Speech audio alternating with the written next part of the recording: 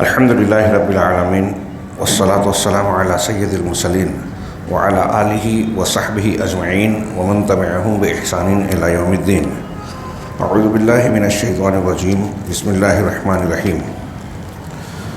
اولم یسیروا فی الارض فینظروا کیف کان عاقبۃ الذین کانوا من قبلہم کانوا اشد منہم قوۃ وآثارا فی الارض فأخذهم اللہ بذنوبہم وما کان لهم من اللہ من واق.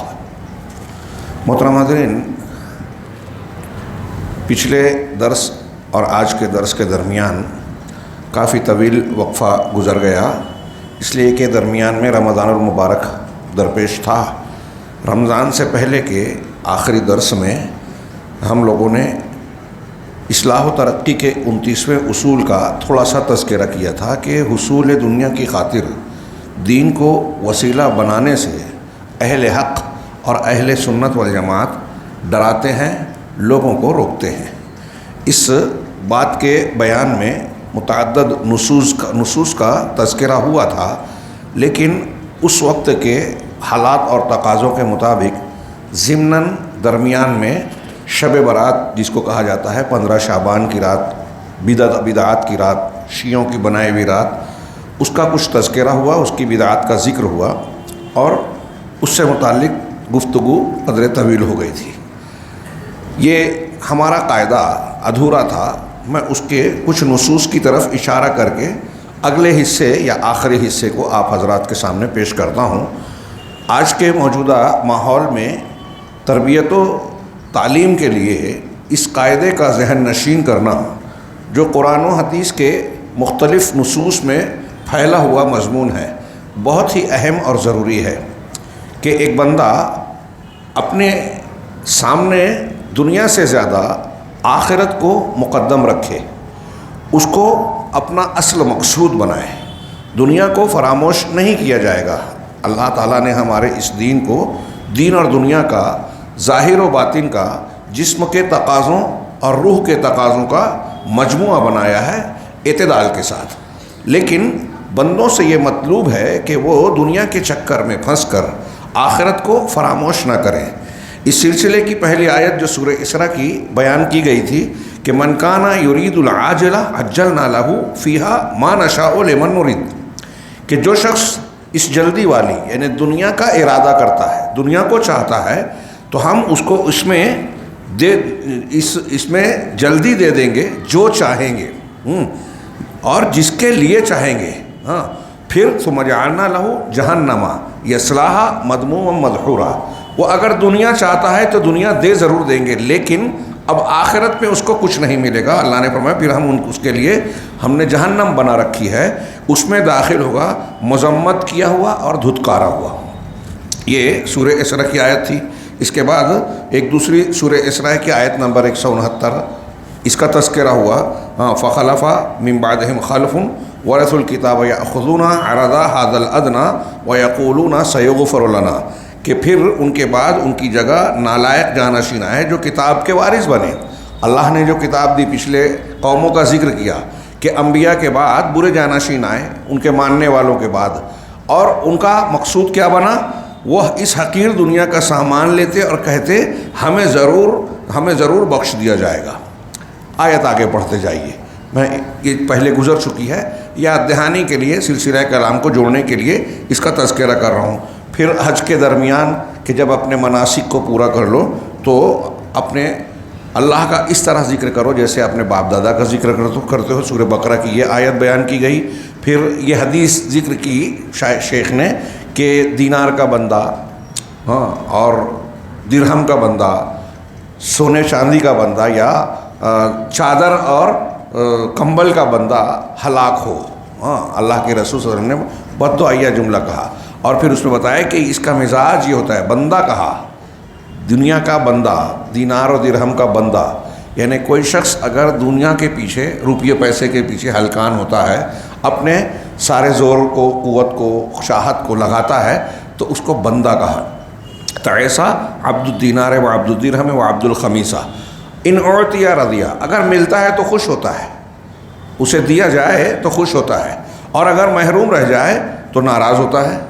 پھر اللہ کے رسول نے بددعائیہ کلمات فرمائے. اس کے بعد اس کی تشریح کرتے ہوئے اللہ تبارک و تعالیٰ کا یہ ارشاد نقل کیا کہ وَمَا يُضِلُّ بِهِ إِلَّا الْفَاسِقِينَ الَّذِينَ يَنقُضُونَ عَهْدَ اللَّهِ مِن بَعْدِ مِيثَاقِهِ وَيَقْطَعُونَ مَا أَمَرَ اللَّهُ بِهِ أَن يُوصَلَ بِهِ. یہ اس ضمن میں بتایا کہ بہت سارے لوگ ایسے ہیں کہ حکومت، اقتدار، قوت اور دنیا کو پانے کے بعد اسی میں مست ہو جاتے ہیں، آخرت کو فراموش کر جاتے ہیں. اور ایسے بہت سارے لوگ ہیں دنیا میں ٹھیک ٹھاک اور دیندار نظر آتے ہیں.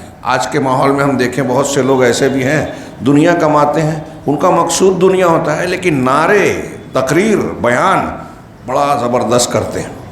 ان کی تقریر سنیں، باتیں سنیے تو ایسا لگے گا کہ ان سے زیادہ دیندار، اخلاص والا کوئی ہے ہی نہیں. چنانچہ آپ نے کہا کہ بہت سے لوگوں پر مخفی شہوتوں کا قبضہ ہے. یہ سعد بن ابی وقاص، یہ جو آیت ہے میں نے ابھی جس کی طرف اشارہ کیا اس کا تذکرہ کر کے ہتے سعد بن ابی وقاص رضی اللہ تعالیٰ عنہ کہتے ہیں کہ اس آیت کی تعبیر انہوں نے خوارج کے بارے میں کی، جس میں آپ کا مقصد وہی ہو سکتا ہے جسے میں نے اوپر بیان کیا. بطور خاص جب لوگوں میں تفرقہ پیدا ہو جائے اور کچھ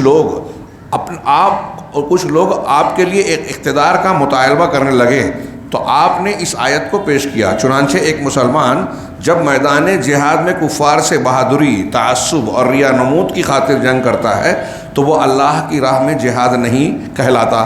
پھر ان اہل بدعت کو کیا کہیں گے جو مسلمانوں ہی سے جنگ کرتے ہیں. مزید ان کے یہاں بھی تعصب اور دیگر برائیاں پائی جاتی ہیں. یہ منہاج السنہ میں علامہ ابن تیمیہ کی لمبی عبارت کا ایک حصہ ہے جو میں نے پیچھے کا حصہ گزر چکا ہے، اس لیے بیچ کے حصہ پڑھا کہ قرآن کی اس آیت کے ضمن میں حضرت سعد بن ابی وقاص کا ذکر کیا. اب یہاں ایک بہت اہم نقطہ بیان کیا. یہ حدیث کی طرف اشارہ ہے کہ اللہ کے رسول سے پوچھا گیا کہ ایک آدمی اس لیے لڑتا ہے کہ اس کا نام ہو، بہادری کا مظاہرہ ہو. ایک آدمی اس لیے لڑتا ہے اللہ کے راستے میں کون ہے؟ تو کہا جو اس لیے لڑتا ہے کہ اللہ کا کلمہ بلند ہو. اگر اس نیت کے بغیر کوئی شخص دنیا کے کسی مقصد کے لیے لڑ رہا ہے تو وہ فی سبیل اللہ جہاد نہیں کہلائے گا. اب بتائیے، شیخ نے بہت اہم نقطہ بیان کیا کہ ہمارے یہاں مسلمانوں میں کئی لوگوں سے لڑتے ہیں. کس کو؟ جس سے اپنی بدعت کے دفاع میں. اور ایک تو بدعت کے دفاع میں لڑ رہے ہیں، وہ دین نہیں ہے جو بدعت ہے. اللہ کے بدعت کون سی کسے کہتے ہیں؟ جو دین میں نئی چیز ہے، اس کے لیے لڑتے ہیں، اس کا دفاع کرتے ہیں. اور کئی مرتبہ ایسا ہوتا ہے کہ ان لوگوں سے لڑتے ہیں جو بدعت کا رد کر رہے ہیں، یعنی اہل حق ہیں. تو ان کی اس لڑائی، قربانی کو کیا کہیں گے؟ یہ تو ان کفار کی طرح ہو گئی جو دین کو ختم کرنے کے لیے، اسلام اور مسلمانوں کو نقصان پہنچانے کے لیے دنیا میں جاری رکھے رہتے ہیں جنگ کو کہ اسلام کا صفایا ہو جائے، مسلمانوں کو زد پہنچایا جائے. آج کتنے ایسے دشمن ہیں ہمارے ملک میں، کیا کچھ چل رہا ہے دیکھ رہے ہیں آپ. تو اہل بدعت بھی حق کے تعلق سے وہی رویہ اختیار کرتے ہیں جو اہل باطل اور اہل کفر اسلام اور مسلمانوں کے تعلق سے کرتے ہیں. مزید آپ نے کہا کہ بہت سارے لوگوں پر مخفی شہوتوں کا قبضہ ہے، جو اللہ کی محبت اور اس کی عبودیت نیز اخلاص دین میں بہت بڑی رکاوٹ بنتے ہیں. دھیان سے، میں نے ابھی شروع میں کہا کہ آج کے ماحول میں اس سبق کی اصول کے جاننے، پہچاننے اور لوگوں کو سکھانے کی بہت ضرورت ہے. مخفی شہوت جیسے ریاکاری ہے نا، یہ ایسی بیماری ہے، دکھاوا، جو انسان کے اندر ہوتی ہے. ظاہر میں یہ بات سمجھ میں نہیں آتی. میں نماز پڑھ رہا ہوں، اللہ مجھے محفوظ رکھے، سمجھانے کے لیے کہہ رہا ہوں، میں نماز پڑھ رہا ہوں. اب آپ باہر سے دیکھ رہے ہیں تو سمجھ رہے ہیں کہ یہ نماز اللہ کے لیے پڑھ رہا ہے، لیکن میرے دل میں کچھ اور خواہش ہے. اللہ کے لیے عبادت کرنے کی بجائے میرے جذبے میں یہ ہے کہ لوگ مجھے اچھا سمجھیں، نمازی سمجھیں، میری تعریف کریں، دنیا کا کوئی مقصد اس کے ذریعے سے مجھے حاصل ہو. اس قسم کے جذبات میرے دل میں ہیں، لیکن آپ یا دیکھنے والا جو بھی دیکھ رہا ہے وہ یہ سوچتا ہے کہ یہ اللہ کی عبادت کر رہا ہے، اللہ ہمیں بچائے. تو یہ بیماری ایسی ہے کہ دیکھنے والے کو معلوم نہیں ہوتی، اس لیے وہ ٹوکتا بولتا نہیں ہے. آپ اگر نماز پڑھنے میں کوئی غلطی کریں تو دیکھنے والا بولے گا کہ رکوع اس طرح نہیں کرتے، سجدہ اس طرح نہیں کرتے، ہاتھ یہاں نہیں رکھتے. وہ سمجھا دے گا، اصلاح کر دے گا. لیکن آپ کے اور ہمارے دل میں اگر کوئی خامی ہے، اس کی اصلاح وہی کرے گا جو جانتا ہے، اور اس کو کوئی جان نہیں پاتا، اللہ جانتا ہے۔ ہاں، ہم اپنے دل میں وہ برائی رکھتے ہیں اور اس بیماری کا علاج، اسی لیے نبی کریم صلی اللہ علیہ وسلم نے فرمایا کہ میں تمہیں، صحابہ سے کہا، یہ نیک لوگوں پر اس کا ڈر ہے، اس برائی کا، کہ مجھے تم پر دجال سے زیادہ جس فتنے کا، جس برائی کا ڈر ہے، خوف ہے فتنے کا، وہ ہے شرک خفی، شرک اصغر، دونوں ہیں حدیثوں میں الگ الگ۔ تو پوچھا وہ کیا ہے؟ کہا گیا الریا، ریاکاری، دکھاوا۔ ٹھیک اسی طریقے سے وہی چیز مخفی شہوت کی تعبیر میں بیان کی گئی ہے کہ انسان کے دل کے اندر چھپی ہوئی خواہش نفس، نیکی کر رہا ہے، بظاہر دنیا میں اچھے کام کر رہا ہے، لیکن اندر سے اس کی ایک چھپی ہوئی خواہش ہے۔ وہ کیا ہوتی ہے؟ ہاں، اور یہ خواہش جو رہتی ہے انسان کو اخلاص سے روکتی ہے۔ جیسا کہ شداد بن اوس نے کہا کہ اے بقیت العرب، تم پر مجھے جس چیز کا سب سے زیادہ خوف ہے وہ ریاکاری اور مخفی شہوت ہے۔ امام ابو داؤد سجستانی نے سے پوچھا گیا کہ مخفی شہوت کسے کہتے ہیں؟ تو کہا کہ اقتدار کی چاہت۔ تھوڑی دیر کے لیے سوچئے، یہ صحابہ کرام انسانی مزاج، فطرت اور نفسیات کو کتنی گہرائی سے جانتے تھے۔ آج اس سبق کی کتنی ضرورت ہے۔ کتنے اچھے اچھے لوگ، میں تو یہ دیکھتا ہوں یا آپ بھی دیکھتے ہیں، محسوس کر سکتے ہیں کہ مسلمانوں کے مسجدوں میں، جماعتوں میں، اداروں میں اور اجتماعی جو بہت سارے مراکز ہیں، ان جگہوں پر آپس کے جھگڑوں کی ایک بڑی بنیاد یہ ہوتی ہے کہ اقتدار کی رسہ کشی ہوتی ہے۔ کل میں نے ایک کلپ دیکھی، ایک شہر کے مسجد میں پرانی اور نئی باڈی بننے کے چکر میں مار پیٹ ہوئی، غالباً 11 یا 13 لوگ ہاسپٹل میں ایڈمٹ ہیں۔ مسجد میں جھگڑا ہوا، کس کے لیے؟ انتخاب ہونا تھا۔ ابھی ہمارے یہاں درس قرآن، درس حدیث کے پروگراموں میں ابھی دیکھیے کتنی تعداد ہے، لیکن اگر اعلان ہوتا کہ یہاں آج انتخابی میٹنگ ہے، جماعت کے لیے امیر، ناظم، خازن اور فلاں کا جو ہے انتخاب ہونے والا ہے، تو پتہ نہیں کیوں لوگوں کے درمیان اتنا جذبہ امڑ آتا ہے کہ مسجد میں جگہ کم پڑتی ہے، شرکت کرنے والے لوگوں کی تعداد قرم سے زیادہ ہوتی ہے، انتخابات میں اتنی دلچسپی ہے، لیکن قرآن حدیث سیکھنے کے لیے وقت نہیں ہے، جذبہ نہیں ہے، رغبت نہیں ہے۔ آپ اسے جو بھی نام دیں، اسے ہم کیا کہیں گے؟ یہ صرف ایک مسئلہ، میں نے ایک چھوٹی سی مثال دی، یہ ہماری زندگی کے واقعات ہیں، چھوٹی موٹی بظاہر چیزیں نظر آتی ہیں، لیکن اس سے ہمارے مزاج کا پتہ چلتا ہے۔ اور یہ حضرت شداد بن اوس کہہ رہے ہیں کہ مجھے جس چیز کا تم پر ڈر ہے، یہ ایک صحابی کہہ رہے ہیں اپنے دور کے لوگوں کو، بقیت العرب، کہ مخفی شہوت اور ریاکاری۔ امام ابو داؤد سے پوچھا گیا کہ یہ مخفی شہوت جو حضرت شداد رضی اللہ تعالیٰ نے بیان کی، اس سے مراد کیا ہے؟ تو کہا اقتدار کی خواہش، میں بڑا بنوں، مجھ کو عہدہ ملے، لوگ میری سنیں۔ علامہ ابن تیمیہ نے کسی جگہ بحث کرتے ہوئے لکھا کہ یہاں تک یہ جذبہ پایا جاتا ہے کہ آپ دیکھیں گے کہ کہیں کہیں مسلمان کہلانے والے مختلف گروہوں میں ایک پیر اور شیخ کو کچھ لوگ مان رہے ہیں، ان کے شاگردان ہیں، آج کی زبان میں مریدین کہہ لیجئے۔ ایک شیخ کے مریدین ہیں، سلسلے کے، خانقاہ کے، دوسری خانقاہ کے دوسرے مرید ہیں۔ یہ اس سلسلے کا ماننے والا ہے، وہ اس سلسلے کو ماننے والا ہے، حالانکہ یہ سب بدعت ہے، چشتی، قادری، نقشبندی، لیکن اس میں بھی اس سلسلے کا شیخ اپنے مریدوں کے تعلق سے یہ پسند نہیں کرتا کہ اس سلسلے کے فلاں شیخ کی بات کو مانیں، اس کے حلقے میں جائیں، اس سے استفادہ کریں۔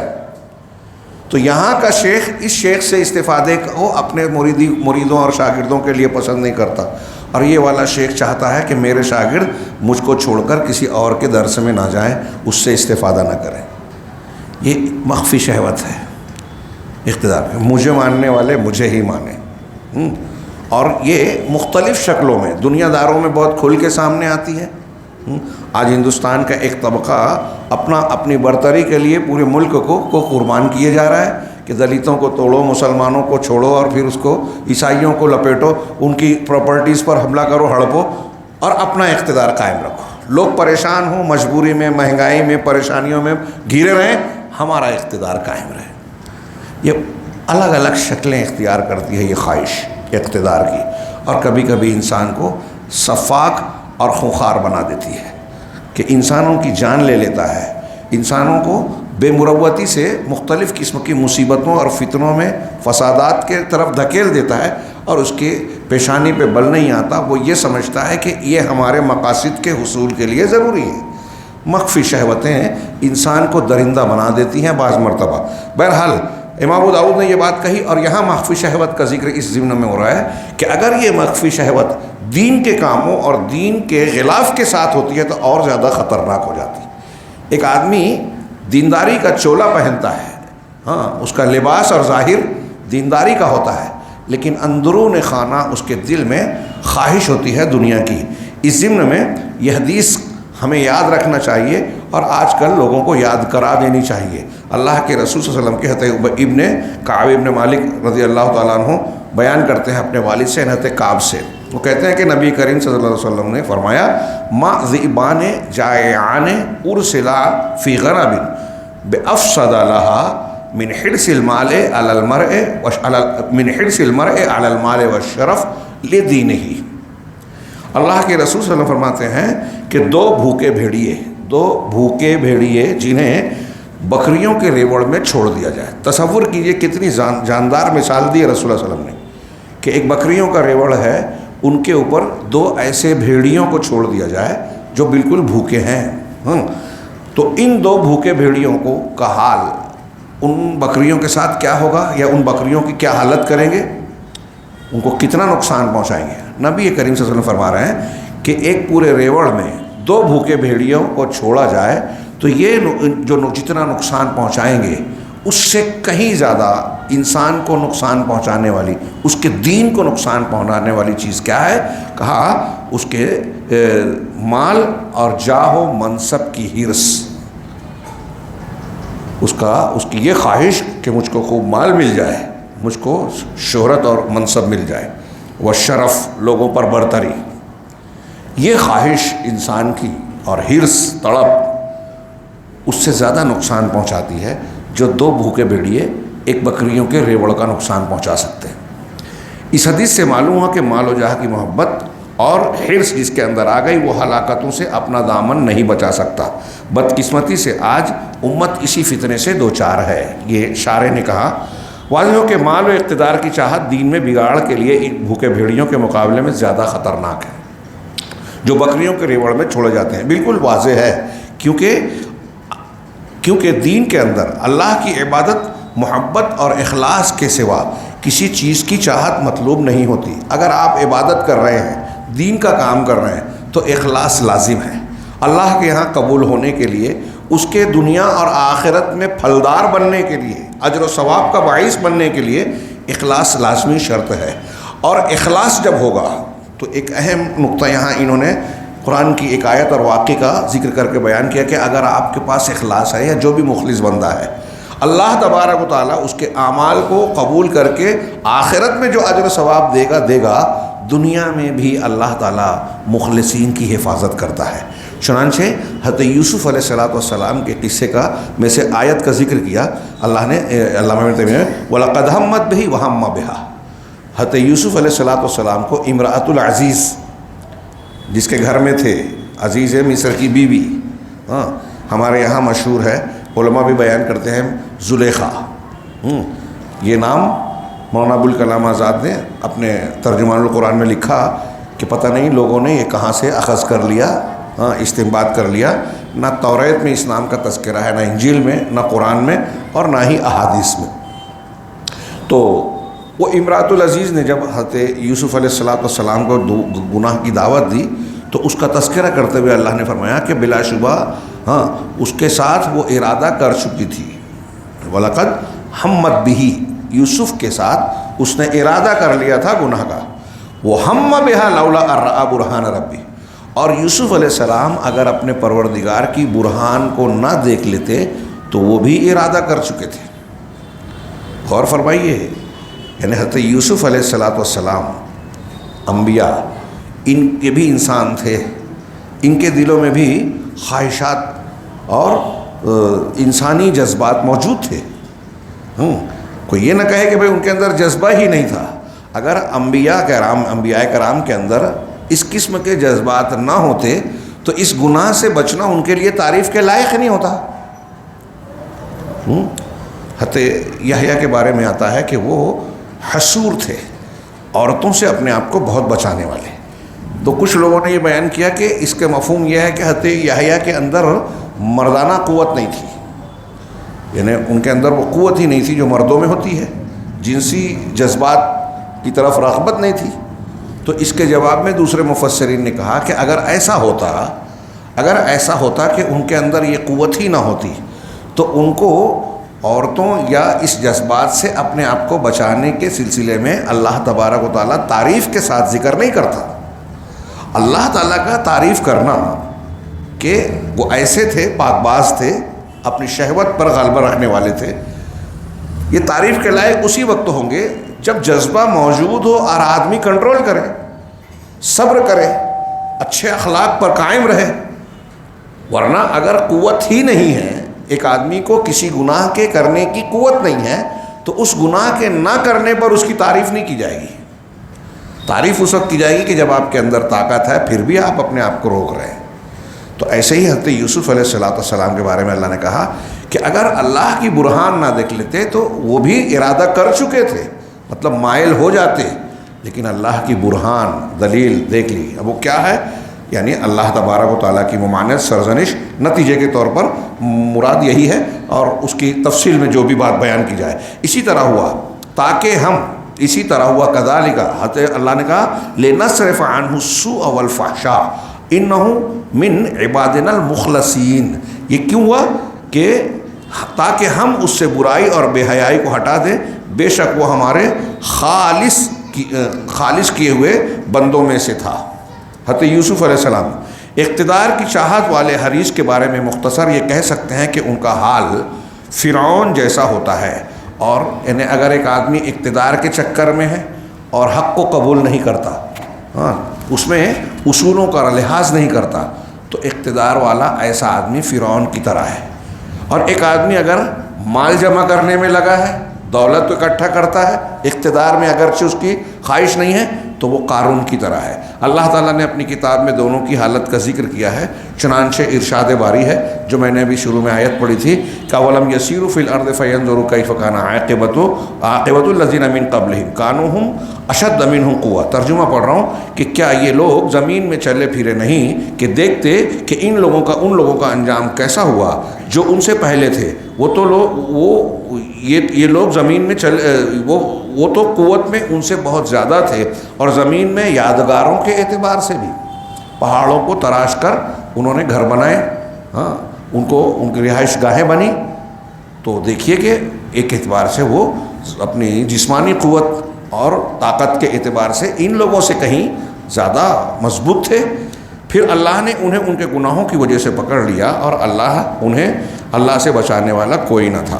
اسی طرح اللہ کا ارشاد ہے تلک الدار الآخرۃ نجعلها للذین لا یریدون علوا فی الارض ولا فسادا والعاقبۃ للمتقین، کہ یہ آخری گھر یعنی آخرت کا گھر ہم اسے ان لوگوں کے لیے بناتے ہیں جو زمین میں کسی طرح اونچا ہونے کا ارادہ کرتے ہیں، برتری چاہتے ہیں، اور نہ یہ چاہتے ہیں اور نہ فساد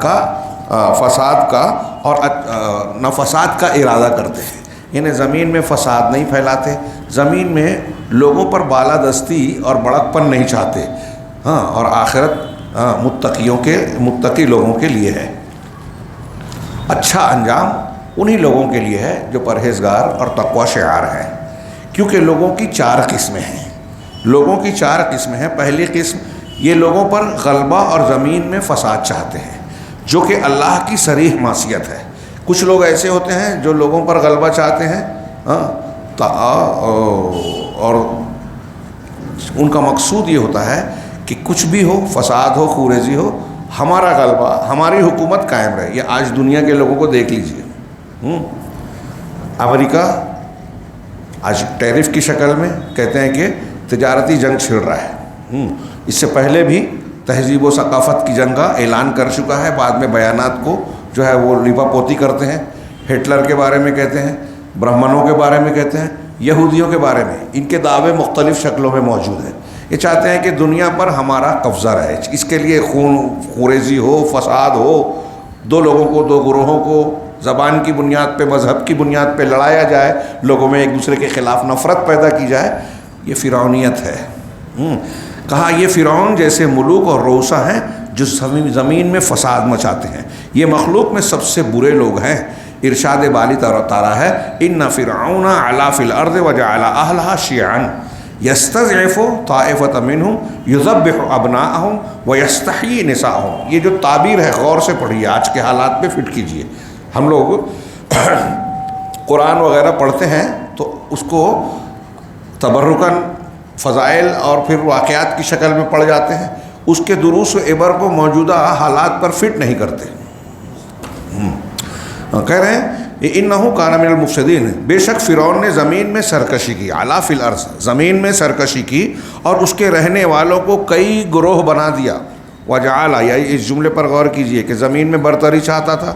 آج لوگ چاہتے ہیں کہ ہماری حکومت ہو، ایک گروہ چاہتا ہے، وہ کم ہی کیوں نہ ہو. ہاں، اور پھر دوسرا جملہ کہا وجعل اہلہا شیعا، اس کے باشندوں کو، لوگوں کو گروہوں میں بانٹ دیا. یہ انگریزوں کے بارے میں کہا جاتا ہے کہ آپس میں لڑاؤ اور حکومت کرو والی پالیسی. وہی گلوالکر کی پالیسی بھی ہے کہ نچلے لوگوں کو کبھی قوت میں نہ آنے دیا جائے، ان کو ٹیکس لگا کر، غریبی میں ڈال کر، مہنگائی بڑھا کر، مختلف جھگڑوں میں پھنسا کر الجھایا رکھا جائے چھوٹے لوگوں کو، تاکہ آپ کی حکومت قائم رہے. کتنا غلیظ اور غلط فلسفہ ہے. یہ جو برتری چاہنے والا گروہ ہے دنیا میں جہاں بھی رہے ہو، وہ یہود ہوں، برہمن ہوں، رافضی ہوں، یہ جہاں غالب ہوں گے اپنے عوام پر ظلم کریں گے، کیونکہ انہیں حکومت کا طریقہ ہی نہیں معلوم ہے. یہ انصاف کر ہی نہیں سکتے. ایک طبقے کو قوت دینا اور دوسرے کو مظلوم بنا کر رکھنا، کمزور کرنا، ان کی زمین ہڑپ لینا، ان پر مختلف قسم کے ٹیکس اور بوجھ ڈال دینا، ان کو نچلا طبقہ بنا کر رکھنا، احساس کمتری میں مبتلا رکھنا کہ آپ پست ہو، آپ اونچی طبقے اور اونچی جاتی کی خدمت کے لیے پیدا کیے گئے ہو. یہ ان کے مزاج میں شامل ہے. ان کے مذہبی، ان کو جس کو انہوں نے مذہبی رنگ دے دیا ہے، ہر ایک نے دیکھ لیجئے ان لوگوں کے جن کا میں نے نام لیا اس میں مجوسی بھی ہے، جن کا چھوٹ گیا نام. چار لوگ ایک مزاج کے ملیں گے. تو یہ کہا کہ یہ زمین کو، باشندوں کو فرعون نے کیا کیا؟ گروہوں میں بانٹ دیا. ڈیوائیڈ اینڈ رول، لڑاؤ اور حکومت کرو. جب الگ الگ گروپ رہیں گے تو مختلف معاملات پہ لڑتے رہیں گے. تو کہا گروہ بنا دیا جن میں سے ایک گروہ کو نہایت کمزور کر رہا تھا. یہ فرعون کا مزاج تھا، اس کے مزاج ایک گروہ کو کمزور. اب دیکھیے کہ آج بھی حکومتی دھڑا جو ہے دو لوگوں کو لڑاتا ہے. جو مظلوم ہے وہ تو کمزور ہو ہی رہا ہے، مسلمان نشانہ بنائے جاتے ہیں. اور جو مسلمانوں سے زمین پر لڑنے آتا ہے نچلے طبقے کا، وہ سمجھتا ہے کہ ہم بڑا مذہب کی خدمت کر رہے ہیں، لیکن حقیقت میں وہ برہمن کی غلامی کر رہا ہے، اس کے ایجنڈے پہ عمل کر رہا ہے، اس کے ہاتھ مضبوط کر رہا ہے، اپنے آپ کو کمزور کر رہا ہے. ان کا بیٹا تو اعلیٰ تعلیم حاصل کر رہا ہے، ڈگریاں لے رہا ہے، حکومت اور اقتدار پہ اور اونچے اونچے منصب اٹھائے گا، وہ آفیسر بنے گا، وہ حاکم بنے گا، منتری سنتری بنے گا. اور یہ کیا بنے گا؟ جو مسلمانوں سے لڑ رہا ہے، جو مسجدوں کے گنبدوں پہ چڑھ رہا ہے، جو راستوں میں چلتے پھرتے آفسوں میں مسلمانوں کا عرصہ حیات تنگ کر رہا ہے. اس کا جو ہوگا ہوگا، لیکن جس کی وہ تابعداری میں، جس کی ماتحتی میں یہ سب کچھ کر رہا ہے، وہ اس کا ہونے والا نہیں ہے. یہ کیس کباڑے میں پھنسے گا، انکوائری ہوگی جب تو مختلف قسم کے الزامات کا سامنا کرے گا، کورٹ کچہری جائے گا، تب وہ لوگ ساتھ نہیں دیں گے. یہ انہیں سمجھ میں نہیں آتا. ہاں، تو کہا ایک گروہ کو کمزور کرتا ہے. انہیں دو لڑنے والے گروہ ہیں جو بظاہر کمزور ہے. میں بھی بتا رہا تھا کہ مسلمان جیسے ہندوستان کے موجودہ تناظر میں کہ قتل کرنے والا، مسجدوں پہ حملہ کرنے والا طبقہ سمجھ رہا ہے کہ میں بڑا تیر مار رہا ہوں، اور مسلمانوں کی زندگی کو تنگ کر کے بڑا خوش ہوتا ہے، مسلمانوں کے دکھوں کو بطور خوشی کے ذکر کرتا ہے. لیکن وہ بھی اصل میں لوٹا جا رہا ہے، اس کو بھی دھوکہ دیا جا رہا ہے. یہ اسے سمجھ میں نہیں آ رہا ہے. جو حکمراں طبقہ ہے، جو اسے استعمال کر رہا ہے، وہ اسے یوز کر رہا ہے، تو اصل میں اس کو بھی کمزور کر رہا ہے، مضبوط نہیں بنا رہا ہے. ان کے بیٹوں کو بری طرح ذبح کرتا ہے. یہ فرعون کا آیت کا ترجمہ کر کے جوڑ رہا ہوں اسے. یذبح ابناءہم، ان کے بیٹوں کو ذبح کرتا اور ان کی عورتوں کو زندہ رہنے دیتا تھا۔ یہ اس وقت کا فرعون کرتا تھا۔ آج کا فرعون اس کو دوسری شکلوں میں ایک دوسرے کو لڑا کے کچھ لوگوں کو مارتا ہے، کچھ لوگوں کو جو ہے ساتھ دیتا ہے۔ بلا شبہ وہ فساد کرنے والوں میں سے تھا۔ حدیث کے اندر وارد ہے، یہ مشہور حدیث ہے، میں عربی پڑھے بغیر ترجمہ پڑھتا ہوں۔ حضرت عبداللہ بن مسعود سے روایت ہے، رسول اللہ صلی اللہ علیہ وسلم نے فرمایا جنت میں وہ شخص نہیں جائے گا جس کے دل میں رائی کے دانے کے برابر بھی گھمنڈ ہو، کبر ہو۔ ایک شخص نے کہا کہ آدمی تو یہ چاہتا ہے کہ اس کا جوتا اچھا ہو اور کپڑے اچھے ہوں، تو کیا یہ پوچھنا چاہا اس نے کہ کیا میں یہ چاہتا ہوں یا کوئی ایک آدمی چاہتا ہے کہ اچھے سے اچھا جوتا پہنوں، کپڑا پہنوں، تو کیا یہ گھمنڈ ہوگا؟ تو اللہ کے رسول صلی اللہ علیہ وسلم نے فرمایا کہ نہیں، اللہ تو ان اللہ جمیل یحب الجمال، اللہ خوبصورت ہے، جمیل ہے، اور جمال یعنی خوبصورتی کو پسند کرتا ہے۔ اب گھمنڈ کیا ہے؟ تو کہا الکبر بطر الحق وغامت الناس، تکبر، گھمنڈ یہ ہے کہ حق کو رد کیا جائے، آپ ٹھکرا دیں، نہ مانیں، سچی بات ہے نہ مانیں، اور وغامت الناس، اور لوگوں کو حقیر سمجھیں۔ بڑا جامع جملہ ہے نبی کریم صلی اللہ علیہ وسلم کا۔ حق کو نہ مانیں مطلب جو سچی بات آئی، قرآن حدیث کی بات آئی، وہ عقیدے سے متعلق ہو، اخلاق سے متعلق ہو، آداب سے متعلق ہو، حلال و حرام سے متعلق ہو، رشتہ داریوں اور آپس کے جھگڑوں سے متعلق آپ کو کوئی بتا رہا ہے کہ اس سلسلے میں اللہ کا یہ ارشاد ہے، رسول اللہ صلی اللہ علیہ وسلم کا یہ فرمان ہے، آپ اسے ماننے کے لیے تیار نہ ہوں، یہ تکبر ہے نا۔ اللہ کے رسول نے ایک صحابی سے، ایک شخص سے کہا کہ الٹے ہاتھ سے کھانا کھا رہا، سیدھے ہاتھ سے کھاؤ، مسلم شریف کی حدیث ہے۔ تو اس نے کہا کہ مجھے طاقت نہیں ہے، آپ نے بد دعا دے دی کہ تجھے کبھی طاقت نہ ہو۔ مرنے تک اس کا سیدھا ہاتھ منہ تک نہیں اٹھا۔ تو حضرت سلمہ بن اکوع کی روایت ہے، اس میں آگے راوی کا جملہ ہے کہ اس نے اللہ کے رسول صلی اللہ علیہ وسلم کی بات جو نہیں مانی تو نہ ماننے کی وجہ تکبر تھا۔ ما منعہ الا الکبر، تکبر نے، گھمنڈ نے اس کو روکا۔ ابلیس نے گھمنڈ کی وجہ سے اللہ کا حکم نہیں مانا۔ آج بھی کوئی شخص قرآن حدیث کو آنے کے بعد اگر نہیں مانتا تو کسی نہ کسی شکل میں اس کے اندر گھمنڈ ہے۔ تو یہ گھمنڈ اللہ کی بات ماننے سے، رسول کے ارشاد پر جھکنے سے روکتا ہے۔ پھر دوسرا کہ لوگوں کو حقیر سمجھتا ہے، یعنی اپنے آپ کو لوگوں سے برتر سمجھ کے لوگوں کو حقیر سمجھتا ہے۔ تو جب حقیر سمجھے گا تو ان کا حق کیسے ادا کرے گا، ان کی عزت کیسے کرے گا، ان کے حقوق کی ادائیگی کیسے کرے گا؟